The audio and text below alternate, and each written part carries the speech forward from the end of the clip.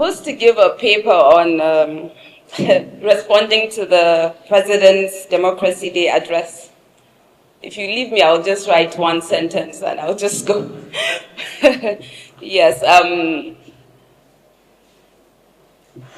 address was long, but I just came up with just a few lines, just to, if I was to summarize my opinion about the address. The first one, everything is improving except what Nigerians actually experience. Another one, prosperity is coming, suffering arrived much earlier. Statistics celebrate progress, citizens continue enduring hardship. Nigeria is thriving, according to the government report. Hope is abundant. Relief remains under construction. The future is bright. The present disagrees strongly. And finally, government sees progress. Citizens see rising struggles. Distinguished guests, political stakeholders, members of the media and patriotic Nigerians, I thank COPAC for creating this platform for constructive democratic engagement. Today, I stand here neither as an enemy of the government nor as a defender of failure. I stand as a Nigerian citizen who believes that democracy flourishes when truth is spoken with courage, responsibility, and patriotism. President Bola Ahmed Tinubu's Democracy Day address was hopeful, ambitious, and filled with assurances about security, economic reforms, democratic consolidation, and national prosperity. Many of these aspirations contained in that speech are noble. The challenge before us, however, is not whether the speech was inspiring. The challenge is whether the realities of ordinary Nigerians reflect the optimism contained in that speech. Democracy must not only be proclaimed, it must be experienced. The President rightly reminded us that Nigeria has enjoyed 27 years of uninterrupted civilian rule. That achievement deserves recognition. But democracy is not merely the absence of the military rule. Democracy means citizens can live with dignity. It means justice is accessible. Democracy means institutions are stronger than individuals. Democracy means government remains accountable to be governed. The question before us today is not whether Nigeria is democratic. The question is whether democracy is working for the majority of Nigerians. For millions of citizens, democratic participation ends on election day, while suffering resumes the next morning. He spoke about the microeconomic success, and when it doesn't reach the kitchen table, the President stated that the reforms have restored confidence, increased government revenues, improved transparency, and attracted investment. I don't know where. Those achievements may indeed exist on paper. However, democracy is not measured by the government balance sheets. It is measured by the household balance sheets. The average Nigerian woman buying food in the market is not asking about fiscal reforms. She's asking why a bag of rice costs several times what it cost a few years ago. The young graduate is not asking about investor confidence. He's asking where the jobs are. The small business owner is not studying foreign direct investment figures. She's wondering how to keep her shop open and amid rising costs. The reality remains. Food prices remain painfully high. Transportation costs remain unbearable. Small businesses continue to struggle. Purchasing power has collapsed. The middle class is shrinking. I don't even know if I'm poor or rich. Government remains a serious challenge. Economic reforms should not only stabilize indicators, they must improve lives. If growth is happening, but hunger is expanding, then government must ask difficult questions. If investment is increasing, but poverty is growing, then something in the system requires urgent correction. In terms of security, the numbers may improve, but fear remains. The president stated that terrorism-related deaths have reduced and that thousands of terrorists have been neutralized. We commend every member of the armed forces risking their lives for Nigeria. However, citizens do not experience security through statistics. They experience it through daily life. A mother whose child cannot safely return to school does not feel secure. A farmer who cannot access his farmland does not feel secure. A community living under the threat of bandits does not feel secure. A family negotiating ransom for a kidnapped relative does not feel secure. As we gather here today, the nation remains shaken by the abduction of the children in Oyo and Borno states. The president rightly described security as the foundation of democracy. But security cannot be declared. It must be felt. The true measure of security is not the number of operations conducted. It is whether Nigerians can sleep peacefully. Let me come to the Awolowo warning, a lesson we continue to ignore. As I reflect on the state of our nation, I was reminded of the words of Chief Obafemi Awolowo. For decades, Awolowo warned that neglecting education, poverty reduction, and human development would create future instability. Many dismissed him. History did not. Today, insecurity, unemployment, social unrest, and widespread poverty are symptoms of decades of neglect.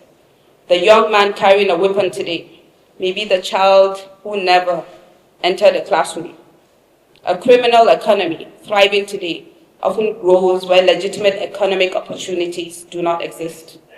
The greatest long-term security strategy is not military expenditure. It is education. It is skills development. It is economic inclusion. It is hope. When young people lose hope, society becomes vulnerable. When citizens lose faith, opportunity, democracy becomes fragile. Now the crisis of governance is also a crisis of trust. Perhaps Nigeria's greatest challenge today is not inflation, it is trust. Citizens increasingly distrust institutions. They distrust promises, they distrust political leaders, they distrust the fairness of the system. Many Nigerians now believe that justice depends on influence, that opportunities depend on connections, that government only listens during elections. This erosion of trust is dangerous. No democracy can thrive where citizens lose confidence in institutions. Trust is rebuilt through transparency. Trust is rebuilt through accountability. And trust is rebuilt when leaders live by the same sacrifices demanded by citizens. Not the one that I'm riding Okada, somebody is riding a Cadillac. Local government autonomy, the right idea, but implementation is key. The president emphasized local government autonomy. On this point, many Nigerians agree. Development must reach the grassroots. But autonomy alone is not enough. Local governments must also become accountable. Corruption cannot simply be decentralized. Resources must translate into schools, healthcare, roads, water, and local economic opportunities. The true test of autonomy is service delivery. To the government, I can easily get picked up outside now, just because I decide to say my mind and what I feel. One of the most encouraging lines in the president's speech was, criticize me, disagree with me, but never stop believing in Nigeria. Mr. President, Nigerians have not stopped believing in Nigeria. They're simply asking the government believe in Nigerians enough to hear their pain. Criticism is not sabotage. Opposition is not disloyalty. Dissent is not an act of war. In every thriving democracy, opposition serves as a mirror. Sometimes mirrors reveal uncomfortable truths. But breaking that mirror does not change reality. A confident government welcomes scrutiny because accountability strengthens democracy. So, what should happen next? If we truly seek economic freedom and democratic prosperity, several urgent actions are required. Declare food security as a national emergency by supporting farmers through security irrigation, mechanization, access to credit, and storage facilities. No nation can prosper while its citizens are hungry. Launch a national youth employment and skills program. Millions of young Nigerians require meaningful opportunities. Training without jobs is frustration delayed. Prioritize education as a security strategy. Reduce out-of-school children dramatically. Invest in teachers. Upgrade public schools. Strengthen technical and vocational education. Reduce the cost of governance. Leadership must visibly share the burden of sacrifice. Citizens are more willing to endure hardship when leaders demonstrate restraint. Strengthen community-based security architecture. National security must be complemented by stronger intelligence gathering, local collaboration, and grassroots vigilance. Expand school protection. Economic reforms must be accompanied by targeted support for vulnerable citizens. The poorest Nigerians cannot be left alone to absorb the cost of reform. Build a national consensus on development.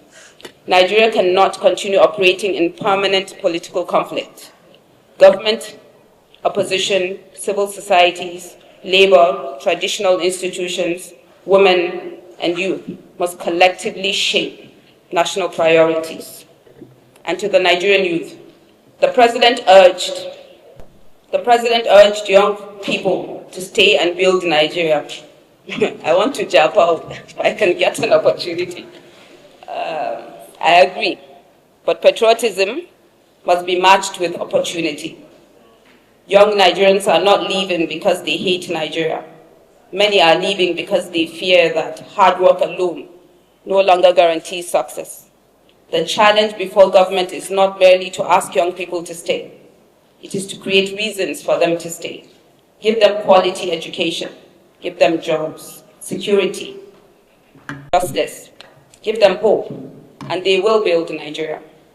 So in conclusion, the President's address spoke of hope.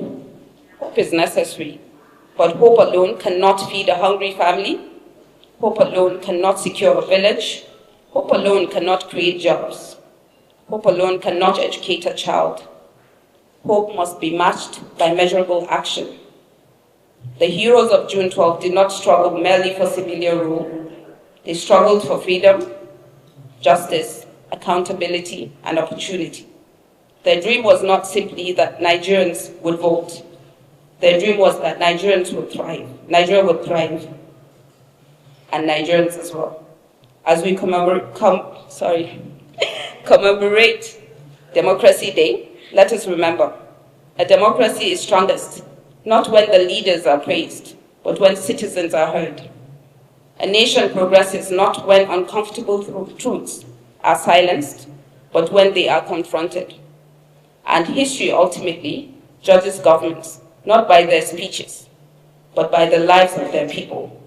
May we build a Nigeria where democracy is not merely celebrated once a year, but experienced every day. A Nigeria where freedom is meaningful. A Nigeria where justice is real. A Nigeria where prosperity is shared. A Nigeria worthy of sacrifices for our heroes. Thank you, and God bless the Federal Republic of Nigeria.